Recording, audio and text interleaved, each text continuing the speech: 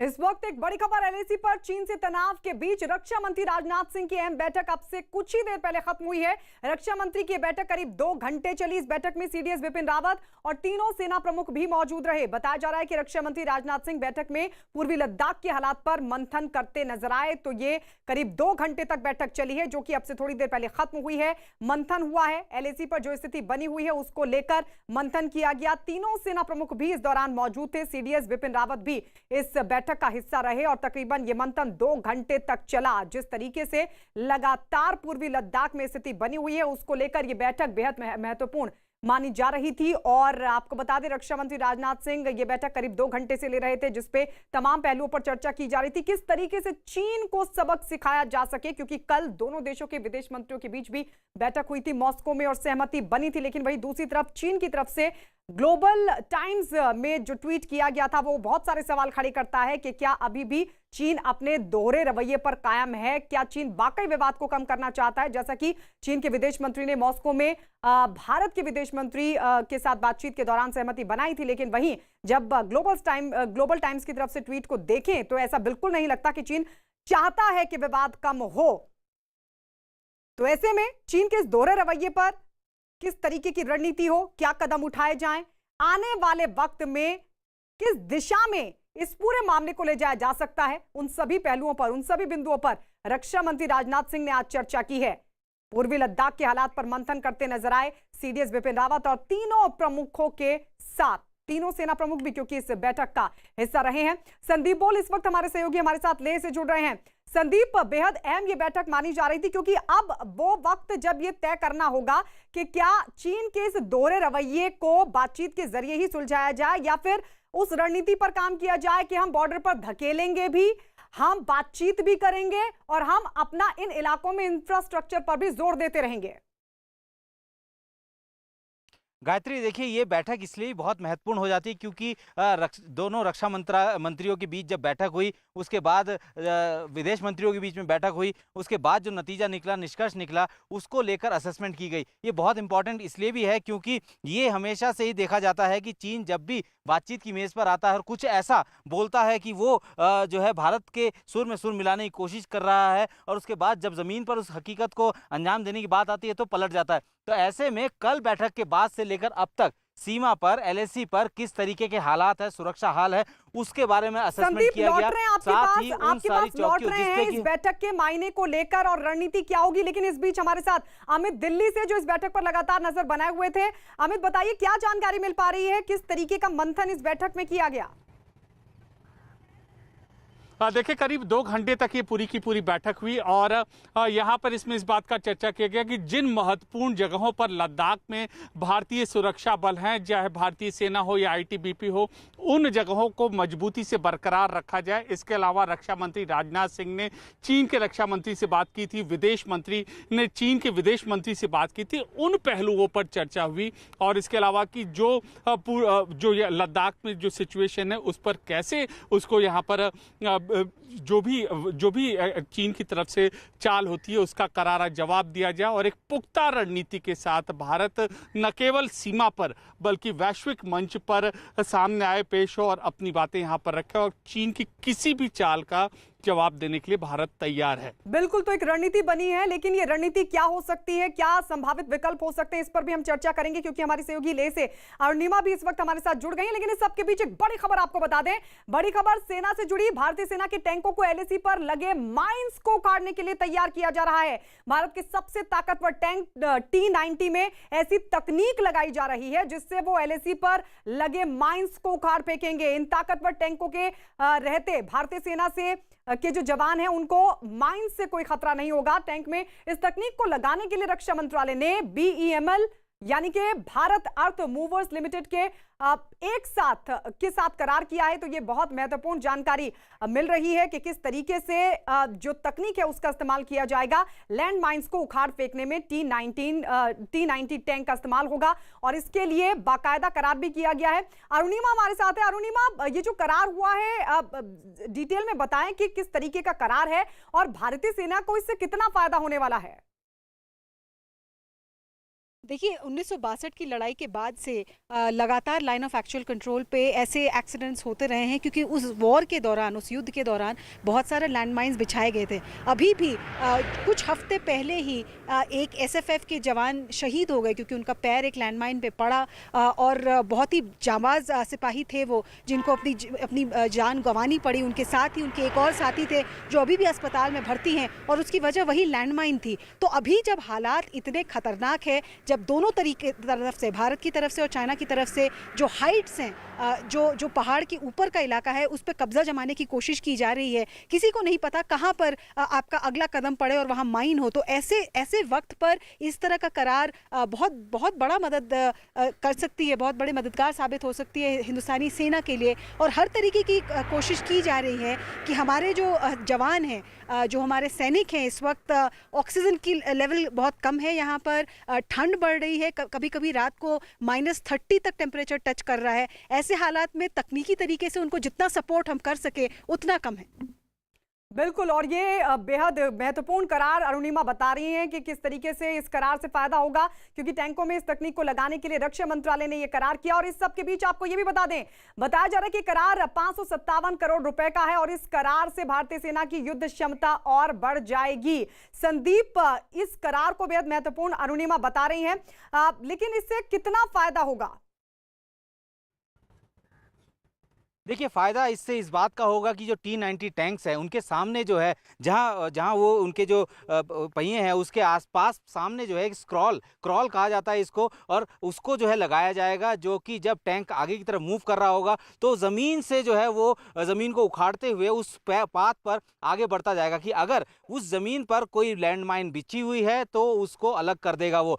हालांकि भारत के पास एक और माइन स्वीपर करके भी एक ऐसा यंत्र है जो जिससे कि माइंस का पता लगाया जा सकता है। लेकिन जब हालात ऐसे हों, खास तौर पे कि जिस जगह पे भारतीय सेना लद्दाख में टैंक लेकर तैनात है और किसी को नहीं पता कि किस जगह 1962 के लैंड माइंस मौजूद हों, तो ऐसे में इन क्रॉल्स की सबसे ज़्यादा अहमियत बढ़ जाती है। और इसकी वजह से ना सिर्फ टैंकों को आसानी से सुरक्षित जगह सुरक्षा देते हुए दुश्मन के इलाकों तक ले जाया जा सकता है, साथ ही BMPs जो होती हैं जो उनको भी जो है आसानी से उस इलाके में दौड़ाया जा सकता है। तो एक बहुत बड़ी और महत्वपूर्ण जो है ये जो करार है, खास तौर पर BEML स्वदेशी जो है तकनीक का इस्तेमाल जो है भारत की तरफ से किया जा रहा है। अब कोशिश की जा रही है कि स्वदेशी तकनीक को ही बढ़ावा दिया जाए। और इस क्रॉल की बात करें, ये जो एंटी माइन स्वीपर्स जो है इनकी बात करें, इसके आने से इस वक्त जो है भारतीय सेना की खास तौर पर कि आर्मर्ड रेजिमेंट की ताकत में इजाफा होगा। बड़े जो नुकसान हैं जो कि लैंड माइंस की वजह से होते हैं उनका जो है वो बच पाएंगे, उनको रोका जा सकेगा और बड़ी क्षति जो है उससे बच पाएंगे। खास तौर पे कि सिर्फ ईस्टर्न लद्दाख की बात नहीं करते हैं, T-90 टैंक जो है वो वेस्टर्न बॉर्डर पे भी मौजूद हैं, पाकिस्तान के साथ जो है लगती सीमा पर भी मौजूद है। ऐसे में हमेशा से ही टैंकों को नुकसान पहुंचाने के लिए इस तरीके की माइंस बिछाए जाते हैं। और जब से ये माइन स्वीपर या कहें कि ये क्रॉल्स जब से आ जाएंगे भारतीय सेना में, तो जाहिर सी बात है कि जो मूवमेंट है वो इजी हो जाएगा, स्विफ्ट हो जाएगा और आसानी से हम लोग माइन फील्ड को चकमा देकर दुश्मन के इलाके में घुस सकते हैं। टैंक को नुकसान होने से बचाया जा सकेगा, एक बड़ा नुकसान होने से बचाया जा सकेगा इस करार के जरिए। और डिटेल जानकारी अपने दर्शकों को दें, आप सभी लोग हमारे साथ बने रहिए। तो बताया जा रहा है कि ये जो करार है वो 557 करोड़ रुपए का है, और इस करार से भारतीय सेना की युद्ध क्षमता और बढ़ जाएगी। इस करार के बाद भारत के सबसे ताकतवर टैंक T-90 से पार पाना दुनिया के किसी भी देश के लिए मुश्किल हो जाएगा। माइन प्लाउ से T-90 को सुरक्षित बनाने के लिए कई बदलाव किए जा रहे हैं, और जानने के लिए रिपोर्ट देखिए। इस वक्त की सबसे बड़ी खबर, टैंकों को माइन प्लाउ से लैस करने की तैयारी। दुश्मन के इलाके में भी टैंक सुरक्षित रहेंगे। रक्षा मंत्री ने किया BEML से करार। टैंकों को सुरक्षित बनाने के लिए 557 करोड़ रुपए का करार।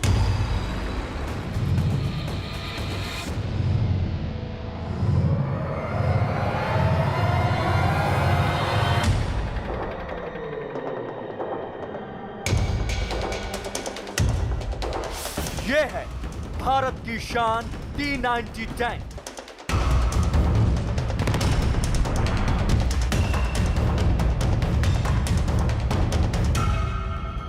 वो टैंक जिसकी आहट से ही दुश्मनों के होश उड़ जाते हैं।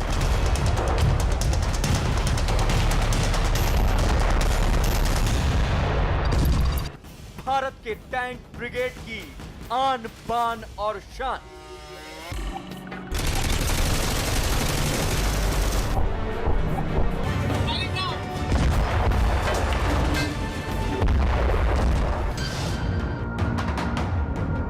चीन पूर्वी लद्दाख के पास अपने जिस T-15 और T-95 टैंकों के भरोसे भारत से दो दो हाथ करने के सपने देखता है, उन टैंकों का बाप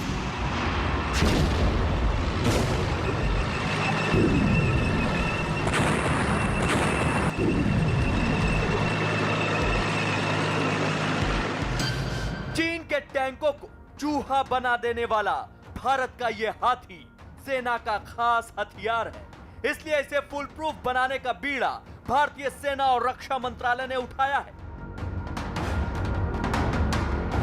भारतीय सेना के टैंकों को दुश्मन के इलाके में भी सुरक्षित रखने के लिए अब इन्हें माइन प्लाऊ से लैस किया जाएगा।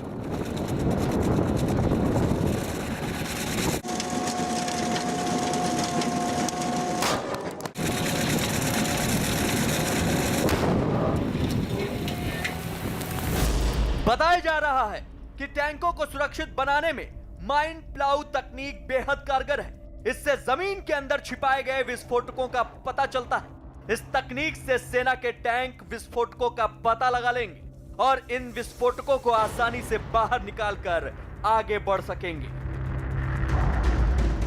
यानी माइन प्लाऊ तकनीक से लैस होने के बाद भारत के टैंक बेधड़क जंग मैदान में आगे बढ़ते रहेंगे और दुश्मन के इलाके में अपने टारगेट पर बिना किसी रुकावट के पहुंच जाएंगे।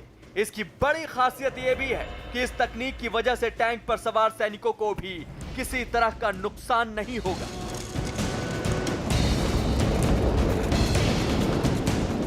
इस तकनीक की खासियत के चलते ही भारत सरकार ने BEML से 557 करोड़ का करार किया है। इस करार के बाद से न सिर्फ भारतीय सेना की ताकत बढ़ेगी बल्कि सैनिकों के जान की हिफाजत भी हो सकेगी।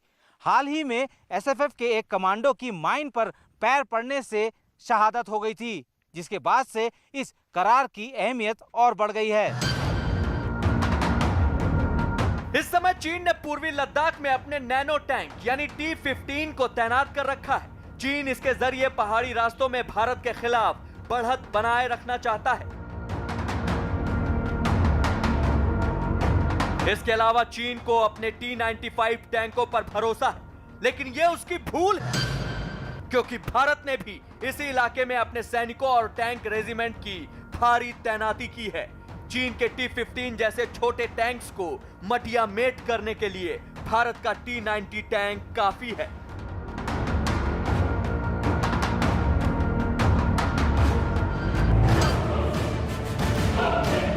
भारत के बुलंद हौसले की बड़ी वजह T-90 टैंक यूं ही नहीं है। इसे दुनिया के सबसे अचूक निशाना लगाने वाले टैंकों में शुमार किया जाता है। इसको भारत ने भीष्म नाम दिया है। T-90 टैंक रूस में तैयार हुए और इन्हें भारत का मेन बैटल टैंक भी कहा जाता है। इसकी सबसे बड़ी ताकत 125 mm की ये कैनन है।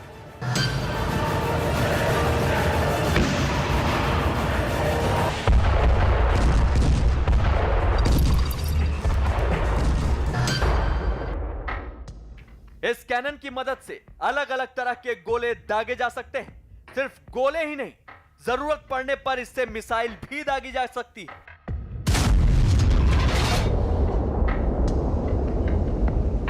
इसकी खास खसूसियत है कि इस गन से मिसाइल्स भी दागी जा सकती हैं, जो कि 2.5 से 3 किलोमीटर तक जिनको रेंज को एक्वायर करके टारगेट को इसको फायर किया जा सकता है। भीष्म के लिए बस जंग का मैदान होना चाहिए, फिर चाहे रेत से भरा रेगिस्तान हो या पहाड़। रास्तों की परवाह किए बिना ये टैंक अपनी मंजिल की ओर बढ़ता रहता है।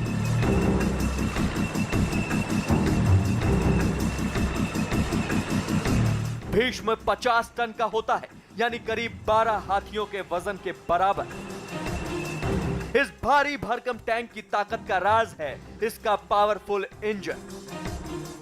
इस इंजन की मदद से ही यह टैंक रेतीले पहाड़, खाई, यहां तक कि दलदल को भी पार कर लेता है। रेत और दलदल को आसानी से पार करने में इस टैंक की मदद करते हैं ये कैटरपिलर ट्रैक्स।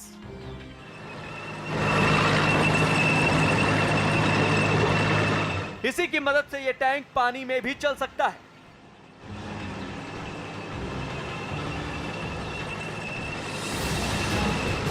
इस तरह भीष्म को रोकना मुश्किल ही नहीं, नामुमकिन है। पहाड़ हो या नदियों हो, इस सब में ऑपरेट कर सकता है। इस टैंक की एक खसूसियत है, ये डीप फोर्डिंग कर सकता है। इसका मतलब ये है कि जो रिवर के अंदर, उसके अंदर से ये फोर्ड करके पानी के अंदर से भी ये निकल के जा सकता है और अपने टारगेट तक पहुंच सकता है। लद्दाख में तैनात इस T-90 टैंक के ऊपर जब माइन प्लाऊ लग जाएंगे तो सारा खेल बदल जाएगा। फिर तो जरूरत पड़ने पर भारत के टैंक चीन की सीमा में भी बेधड़क घुस पड़ेंगे और किसी भी इलाके में दुश्मन अगर माइंस बिछा दे तो उसे टैंक के ऊपर रहकर ही खोदकर बाहर निकाल लेंगे।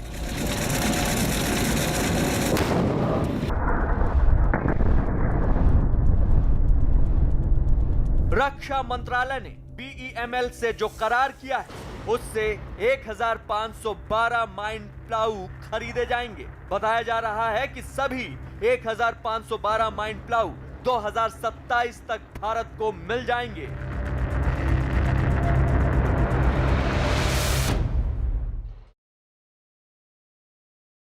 चीन से तनातनी से जुड़ी एक और बड़ी खबर आपको बता दें, भारत अब अपने सैनिकों को सबसे घातक और एडवांस राइफल AK-203 देने जा रहा है। इस खतरनाक राइफल के मिलने से चीन और पाकिस्तान की सीमा पर तैनात भारतीय जवानों की जो मारक क्षमता है वो और मजबूत होगी। चीन भले ही सैन्य अभ्यास के जरिए रूस के साथ दोस्ती बढ़ाने की कोशिश करे, लेकिन रूस भारत को ही अपना मजबूत साझेदार समझता है और यही कारण है कि रक्षा मंत्री राजनाथ सिंह के दौरे पर रूस और भारत के बीच AK-203 राइफल को लेकर बड़ा समझौता हुआ है। AK-203 राइफल AK-47 का ही एडवांस वर्जन है।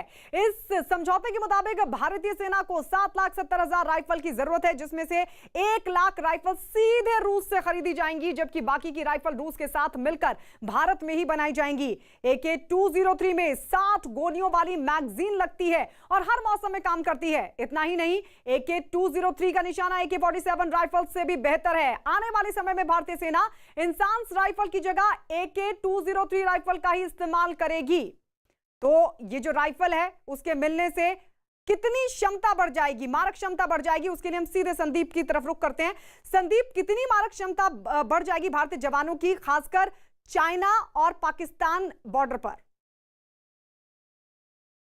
देखिए, अगर AK-47 की बात करें तो दुनिया का सबसे खतरनाक वेपन है और अमूमन हर दुनिया के जो सेना है या आतंकी है वो इसका इस्तेमाल करते हैं। लेकिन AK-203 जो असॉल्ट राइफल है, सबसे खास बात यह है कि इसकी जो मारक क्षमता वो सबसे बेहतर है। वजन में ये हल्की है, एक्यूरेसी है इसकी, और ये जो है टारगेट को बहुत आसानी से जो है अचीव कर सकता है। तो इसके आने से साफ बात यह है कि जिस तरीके से हमारे पास इंसास राइफल जो कि बहुत पुरानी हो चुकी है और करगिल के युद्ध के दौरान भी कई सारे सवाल इस इंसास राइफल को लेकर उठाए जा रहे थे, और ऐसे में जिस तरह से 2 फ्रंट वॉर की सिचुएशन है, इन्फिल्ट्रेशन जो है तैयारी जो है वो पाकिस्तान की तरफ से लगातार की जा रही है। चाइना जो है LAC पर अपना उग्र रूप दिखाने की कोशिश कर रहा है। ऐसे में जब ये असॉल्ट राइफल्स मिल जाएंगी तो जाहिर सी बात है कि भारतीय सेना की जो ऑपरेशन कैपेबिलिटी है वो बढ़ जाएगी। खास तौर पे कि अगर POK की बात करें, LOC की बात करें, वहां पे भारतीय जवानों की मारक क्षमता बढ़ेगी। संदीप, आपको रोकते हुए क्योंकि एक बहुत बड़ी खबर मिल रही है इस वक्त। बड़ी खबर ये कि भारत ने एक हफ्ते के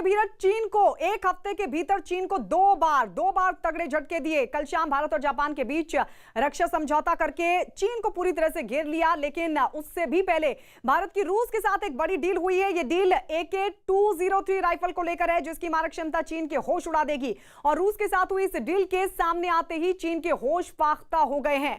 तो ये बहुत बड़ी डील और एक हफ्ते के भीतर ये 2 झटके। हफ्ते में चीन को दूसरा तगड़ा झटका। न्यूज़ 18 इंडिया की एक्सक्लूसिव पड़ताल। भारत की चीन के होश उड़ाने वाली डी। रूस के साथ पक्की हुई भारत की डी। AK-203 राइफल पर रूस से पक्का करार। भारत रूस की डील से कांपेगा चीन।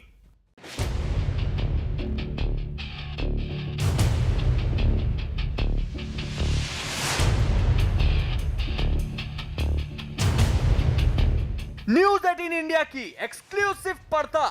चीन को झटका देने वाला भारत का दूसरा करार। एक हफ्ते में भारत ने चीन को दिए 2 करारे झटके। सबसे बड़ी खबर यही है कि चीन इस वक्त भारत की चाल को समझ ही नहीं पा रहा। एक हफ्ते में भारत ने दूसरा बड़ा कदम उठाकर चीन को पूरी तरह से सख्ते में डाल दिया है, बल्कि यह कहा जाए कि चीन को कांपने के लिए मजबूर कर दिया है, क्योंकि पिछले ही हफ्ते भारत ने रूस के साथ एक समझौते को अंतिम रूप दिया है। रक्षा मंत्री राजनाथ सिंह का रूस के साथ करार। AK-203 राइफल को लेकर भारत का बड़ा सौदा। रूस के भारत से हुए सौदे ने उड़ाई चीन की नींद। भारत अब तैयार करेगा असॉल्ट राइफल AK-203। भारत और रूस के बीच AK-203 राइफल के समझौते को रक्षा मंत्री राजनाथ सिंह ने अंतिम रूप दिया और डील पर साइन होते ही LAC पर तनाव फैलाने की कोशिश में लगे चीन की नींद उड़ गई। पिछले हफ्ते ही रूस के 3 दिवसीय यात्रा पर गए रक्षा मंत्री राजनाथ सिंह ने रूस के अत्याधुनिक AK-203 असॉल्ट राइफल से संबंधित एक बड़े करार को अंतिम रूप दिया। हालांकि भारत और रूस के बीच ये समझौता 1 साल पहले ही हो चुका था। भारत के अमेठी में इस राइफल के बनाए जाने का ऐलान खुद प्रधानमंत्री नरेंद्र मोदी ने किया था, लेकिन जिस वक्त रक्षा मंत्री राजनाथ सिंह ने इस समझौते को अंतिम रूप दिया, ये सीधे सीधे LAC पर चीन को एक करारी चुनौती है। इस सिलसिले में सबसे बड़ी खबर सामने आई है कि इस समझौते के तहत भारत रूस से जो AK-203 राइफल खरीदेगा, उन्हें भारत की अमेठी की ऑर्डिनेंस फैक्ट्री में तैयार किया जाएगा, जिसके बारे में 1 साल पहले प्रधानमंत्री नरेंद्र मोदी ऐलानिया कह चुके हैं। कुछ लोग दुनिया में घूमते घूमते बताते रहते हैं, हर गांव में जाके made in Ujjain, made in Jaipur, made in Jaisalmer, made in Baroda भाषण करते रहते हैं। उनके भाषण ही रह जाते हैं। ये मोदी है। अब मेड इन अमेठी, ये made in Amethi, made in Amethi AK-203 राइफलों से आतंकियों और नक्सलियों के साथ होने वाली मुठभेड़ों में हमारे सैनिकों को निश्चित रूप से बहुत बढ़त मिलने वाली है। न्यूज 18 की पड़ताल में सबसे बड़ी बात यह सामने आई है कि रूस से 1 लाख AK-203 राइफल भारत खरीदेगा। AK-203 राइफल AK-47 राइफल का सबसे नया और आधुनिक अवतार है। यह नई आधुनिक rifle Indian small arm system यानी इंसास राइफल की जगह लेगी।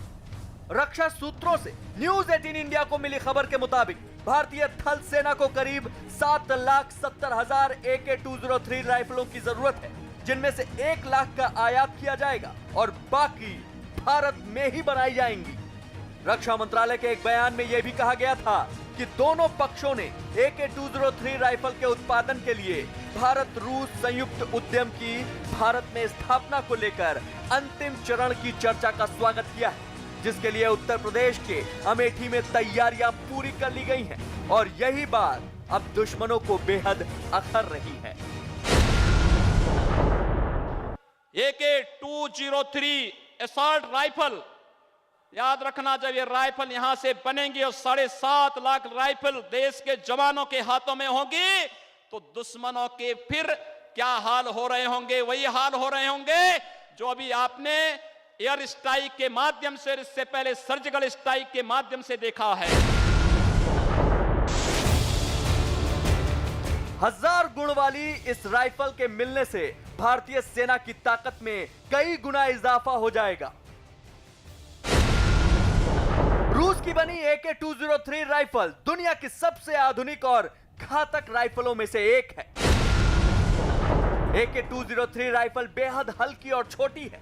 सुरक्षा बलों को दी जाने वाली इस राइफल को पूरी तरह से लोड किए जाने के बाद कुल वजन 4 किलोग्राम के आसपास होगा, जिससे इसे जवानों का अपने साथ रखना और संभालना आसान हो जाता है। इस राइफल में 7.62 mm की गोलियों का इस्तेमाल किया जाता है। इसकी मारक क्षमता 400 मीटर है। यह राइफल 1 मिनट में 600 गोलियां या 1 सेकंड में 10 गोलियां दाग सकती है। इसे ऑटोमेटिक और सेमी ऑटोमेटिक दोनों ही मोड पर इस्तेमाल किया जा सकता है। जिस AK सीरीज की राइफल को उत्तर प्रदेश की अमेठी के ऑर्डिनेंस फैक्ट्री में बनाने की पूरी तैयारी कर ली गई है, ये हर लिहाज से भारत की सुरक्षा जरूरतों को पूरा करता है। सीमाओं पर भारतीय जवानों के हाथों में ये अगले साल या फिर कुछ महीनों में ये असॉल्ट राइफल दिखाई दे सकती है। इस असॉल्ट राइफल की मारक क्षमता पूरी दुनिया में अपना लोहा मनवा चुकी है और भारत रूस से तकरीबन 7 लाख के आसपास ये बंदूकें खरीद रहा है।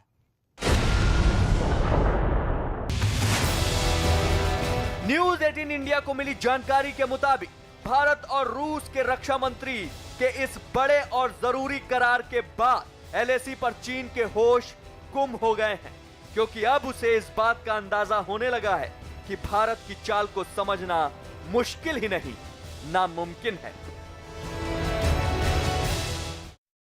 भारत और चीन के रिश्तों से जुड़ी एक बड़ी खबर इस वक्त। चीन की खराब नीयत और साजिश की वजह से भारत ने इस महीने रूस में कई देशों की सेनाओं के साथ होने वाले सैन्य अभ्यास में शामिल होने से इनकार कर दिया है। आपको बता दें, इस महीने रूस में 21 सितंबर से 26 सितंबर तक होने वाले सैन्य अभ्यास में रूस, चीन, पाकिस्तान, म्यांमार, ईरान और बेलारूस की सेनाएं शामिल होने वाली। लेकिन सूत्र ये बता रहे हैं कि चीन इस सैन्य अभ्यास में अपनी सेना की उसी टुकड़ी को भेजने वाला है जो गलवान में भारतीय सेना के साथ झड़प में शामिल थी। चीनी सेना की वेस्टर्न थिएटर कमांड की वही टुकड़ी है जिसने गलवान में भारतीय सीमा में घुसपैठ की कोशिश की थी, लेकिन भारतीय सेना के हाथों उससे मुंह की खानी पड़ी थी। दूसरी तरफ भारत ने इस युद्ध अभ्यास में शामिल होने से इनकार कर दिया है। भारत के मुताबिक कोरोना के हालात में वो अपने जवानों की सुरक्षा के साथ खिलवाड़ नहीं कर सकता।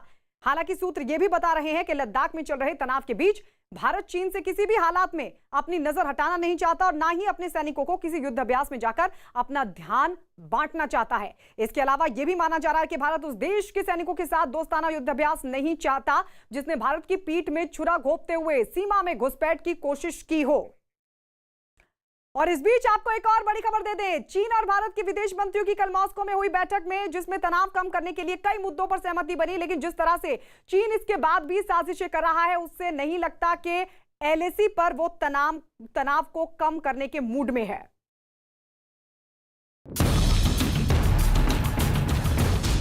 भारत चीन तनाव पर इस वक्त की सबसे बड़ी खबर।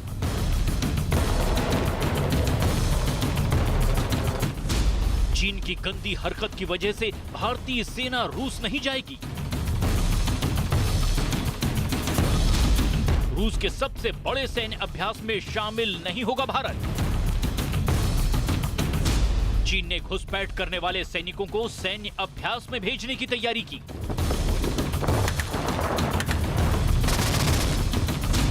चीन ने वेस्टर्न कमांड की टुकड़ी को रूस भेजने का फैसला किया। नाराज भारत ने सैन्य अभ्यास में हिस्सा लेने से किया इनकार। एक तरफ आसमान में उड़ते रफाल,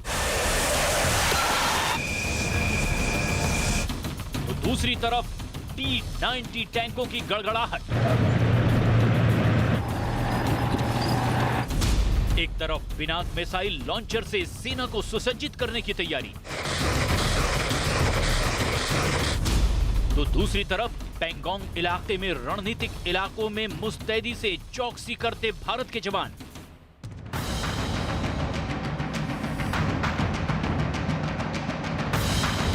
चीन के साथ भारत के बढ़ते तनाव के बीच इन तैयारियों ने बिना कहे भी बहुत कुछ कह दिया है। घुसपैठ की आदत और दूसरों के इलाकों पर कब्जे की नीयत से बाज न आने वाला चीन तिलमिला रहा है और इस तिलमिलाहट की बड़ी वजह एक ही है।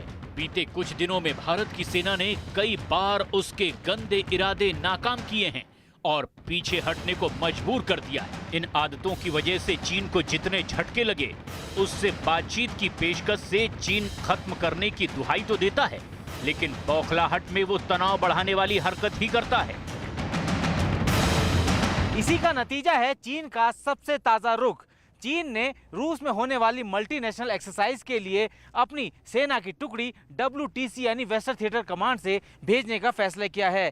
ये वही थिएटर कमांड है जिसके सैनिकों ने पिछले दिनों भारत की सीमा में घुसने की कोशिश की और भारतीय सेना के साथ जबरदस्त विवाद हुआ। बताया जा रहा है कि भारत से टकराव के वक्त वेस्टर्न कमांड के जो सैनिक मौके पर मौजूद थे, उन घुसपैठियों को भी चीन रूस में होने वाले सैन्य अभ्यास कौकास 2020 में भेज रहा है।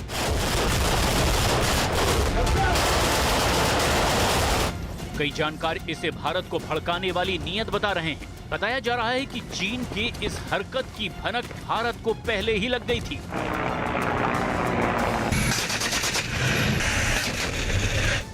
सूत्रों का दावा है कि भारत को जैसे ही ये खबर मिली, विदेश मंत्रालय हरकत में आ गया और कुछ दिन पहले ही इस मुद्दे पर साउथ ब्लॉक में एक उच्च स्तरीय बैठक हुई। इस बैठक में विदेश मंत्री एस जयशंकर शामिल हुए। बैठक में chief of defence staff Bipin Rawat भी मौजूद थे। चूंकि चीन ने यह हरकत LAC पर तनातनी के बीच की है, इसलिए भारत ने इस पर रूस में होने वाले सैन्य अभ्यास में हिस्सा लेने के लिए बहुत सोच विचार किया। चीन और पाकिस्तान की मौजूदगी वाले इस सैन्य अभ्यास में शामिल होने से जुड़े हर पहलू पर चर्चा हुई और अंत में इसमें हिस्सा न लेने का फैसला किया गया।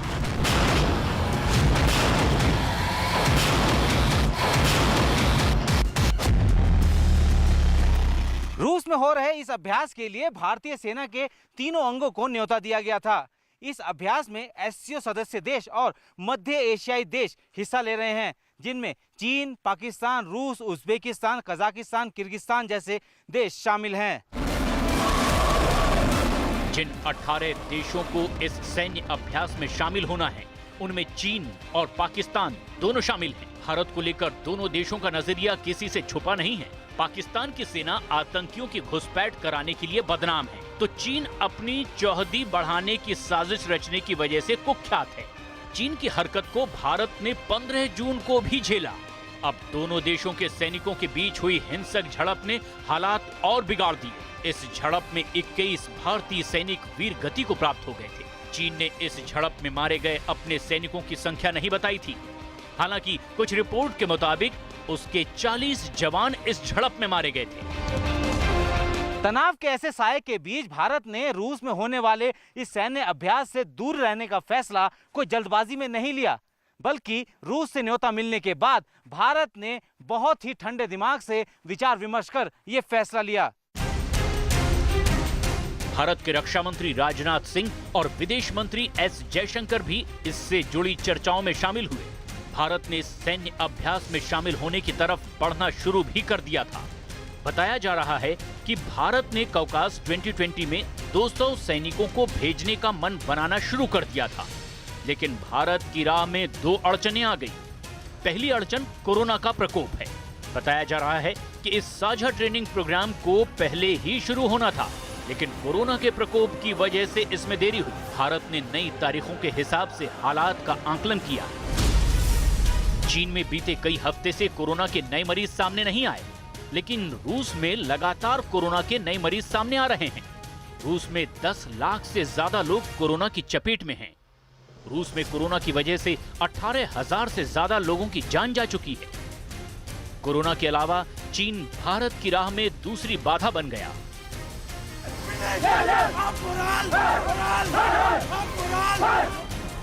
तब उसने साझा सैन्य अभ्यास में वेस्टर्न कमांड की टुकड़ी भेजने का फैसला कर लिया।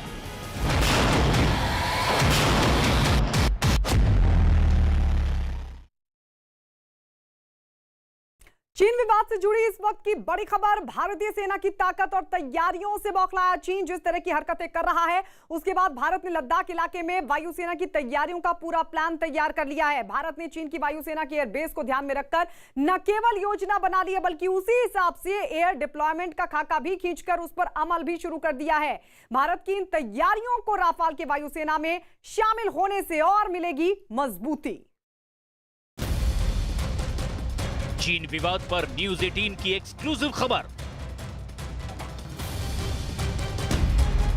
चीन को मुंहतोड़ जवाब देने के लिए भारत की जबरदस्त तैयारी।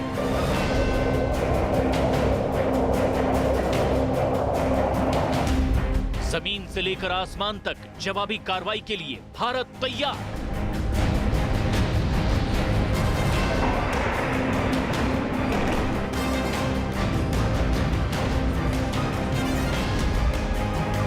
भारतीय वायुसेना का लद्दाख में एयर डिप्लॉयमेंट का प्लान तैयार।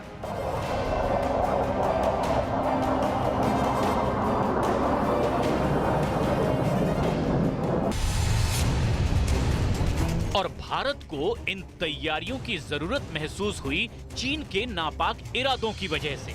गलवान घाटी में हुई झड़प के बाद से ही चीन ने लगातार जिस तरह भारत को उकसाने की हरकत की, उसने भारत को सचेत कर दिया। भारत चीन की हर हरकत पर नजर रख रहा था कि अचानक चीन की एक नई हरकत ने भारतीय वायुसेना को अपना अटैक प्लान बनाने को मजबूर कर दिया।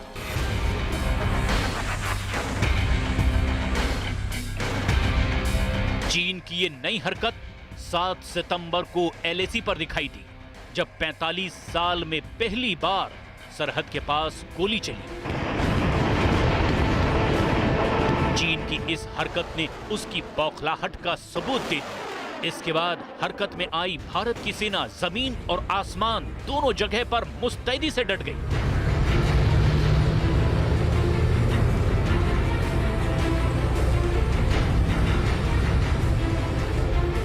अब चीन की गंदी आहट को भांपकर भारत ने बुरे से बुरे हालात से निपटने का प्लान तैयार कर उस पर अमल करना भी शुरू कर दिया है। सूत्रों के मुताबिक भारत ने चीन के हमलावर ठिकानों की पहचान कर ली है। इन ठिकानों की खुफिया जानकारी लेने का काम पूरा हो चुका है। चीन अगर रणनीति में बदलाव करता है तो उस पर भी प्लान तैयार है। चीन के बदलते टारगेट पर रडार और सैटेलाइट से नजर रखी जा रही है। सरहद की हिफाजत के लिए पूर्वी लद्दाख में एलएसी के पास राफाल की भी तैनाती की जा रही है। इस बात के संकेत खुद रक्षा मंत्री राजनाथ सिंह दे चुके हैं। इनका इंडक्शन पूरी दुनिया, खासकर हमारी संप्रभुता की ओर उठी निगाहों के लिए एक बड़ा और कड़ा संदेश है। हमारी सीमाओं पर जिस तरह का माहौल हाल के दिनों में बना है, या मैं सीधा कहूं कि बनाया गया है, उनके लिहाज से यह इंडक्शन बहुत ही अहम है। भारतीय वायुसेना चीन की किसी भी गुस्ताखी का जवाब देने के लिए तैयार है। इस तैयारी का सबसे अहम हिस्सा है एयरक्राफ्ट पैकेज। सेना की भाषा में पैकेज का मतलब होता है दुश्मन के इलाके में जाकर हमले को अंजाम देना। सूत्रों के मुताबिक एयरक्राफ्ट पैकेज के तहत वायुसेना ने चीन पर हमले के लिए अलग अलग भारतीय एयरबेस को चुन लिया है। जंग होने की सूरत में भारतीय लड़ाकू विमान इन्हीं एयरबेस से उड़ान भरेंगे। एयरक्राफ्ट पैकेज में सबसे पहले दुश्मन के इलाके में घुसने वाले खास एयरक्राफ्ट होंगे। ये दुश्मन के रडार और एयर डिफेंस मिसाइल सिस्टम को ध्वस्त करेंगे।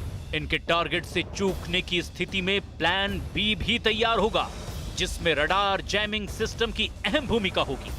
रडार जैमिंग सिस्टम दुश्मन के रडार को काम नहीं करने देंगे।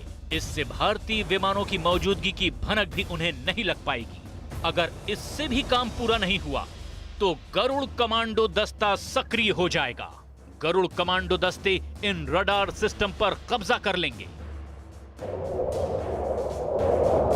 एक बार रडार को खत्म करने के बाद स्ट्राइकर दुश्मन की सीमा में दाखिल होंगे। स्ट्राइकर को क्वीन ऑफ वॉर के नाम से भी जाना जाता है। इस इसके बाद फ्री एस्कॉर्ट का काम शुरू हो जाएगा। फ्री एस्कॉर्ट का काम है स्ट्राइकर विमानों को उसके लक्ष्य तक पहुंचाना, उन लक्ष्यों को जिसे पहले से ही चुन लिया गया है। फ्री एस्कॉर्ट में शामिल विमान दुश्मन के एयर डिफेंस एयरक्राफ्ट को उलझाते हैं और मौका मिलते ही उन्हें मार गिराते हैं, ताकि बम बरसाने वाले विमानों की राह में दुश्मन के विमान बाधा न बन सकें। फ्री एस्कॉर्ट में शामिल लड़ाकू विमानों में हवा से हवा में मार करने वाली मिसाइल होती हैं। ये विमान दुश्मन के विमानों को तब तक उलझा कर रखेंगे जब तक कि उनका ईंधन खत्म ना हो जाए, और ऐसा होते ही दुश्मन के लड़ाकू विमान लैंड करने को मजबूर होंगे। और चीन इसी बात से डरा हुआ है, क्योंकि पूर्वी लद्दाख के दूसरी और चीन के तीसरे बड़े एयरबेस, जिनमें होटान, नागरी और काशघर हैं, वो 14,000 फीट की ऊंचाई पर हैं। ऐसे में इतनी ऊंचाई से चीन के विमानों को कम ईंधन और कम गोला बारूद और मिसाइलों के साथ ही उड़ान भरनी होगी। एक तरफ तो फ्री एस्कॉर्ट और स्ट्राइकर एयरक्राफ्ट अपने मिशन के लिए आगे बढ़ रहे होंगे, तो वहीं दूसरी तरफ दुश्मन के जवाबी हमलों से निपटने के लिए वहां तैनात होगा स्टाइड एस्कॉर्ट। जानकारों की माने तो भारतीय वायुसेना ने जो प्लान तैयार किया है उसके मुताबिक इस स्टाइड एस्कॉर्ट में शामिल किए जाने वाले विमानों का भी चयन कर लिया गया है। टाइड एस्कॉर्ट की किसी भी जंग में बेहद अहम भूमिका होती है। जब भी कोई स्ट्राइकर हमले के लिए जाता है तो उस वक्त वो बम और मिसाइलों से लैस होता है। इस वजह से वो इतना भारी होता है कि उसकी पूर्ति में कमी आ जाती है। इसका असर दुश्मन से मुकाबला करने पर पड़ता है। ऐसे में टाइड एस्कॉर्ट दुश्मन के विमानों से निपटने में और बाहरी सपोर्ट देने के लिए फाइटर विमान साथ चलते हैं, और जब तक स्ट्राइकर अपने टारगेट पर हमला नहीं कर देते तब तक वो साथ रहते हैं। दरअसल वायुसेना का असली काम जमीन पर तैनात सेना को सपोर्ट देना है, क्योंकि इलाके पर कब्जा तो थल सेना ही करेगी, लेकिन उस जीत की पटकथा लिखने में वायुसेना मदद करती है। इन सब के अलावा वायुसेना ने अपने एयरक्राफ्ट पैकेज में चीन की सेना की सप्लाई लाइन काटने के लिए पेनिट्रेशन लड़ाकू विमानों को भी चुन लिया है। इनका काम दुश्मन के इलाके की सड़कों और पुलों के साथ ही हथियार भंडार और फ्यूल पंपों को तहस नहस करना है। इसे एआई यानी एयर इंटरडिक्शन भी कहा जाता है। इसमें हवा से जमीन पर मार करने वाली मिसाइल लगी होती है। इसके बाद भारतीय वायुसेना का आखिरी काम ये होता है कि थल सेना को आगे बढ़ने के लिए जमीन पर दुश्मनों को निशाना बनाए। ये काम लड़ाकू विमान भी कर सकते हैं, और हाल ही में अमेरिका से लिए गए अपाचे अटैक हेलीकॉप्टर इस काम के लिए सबसे ज्यादा माहिर माने जाते हैं।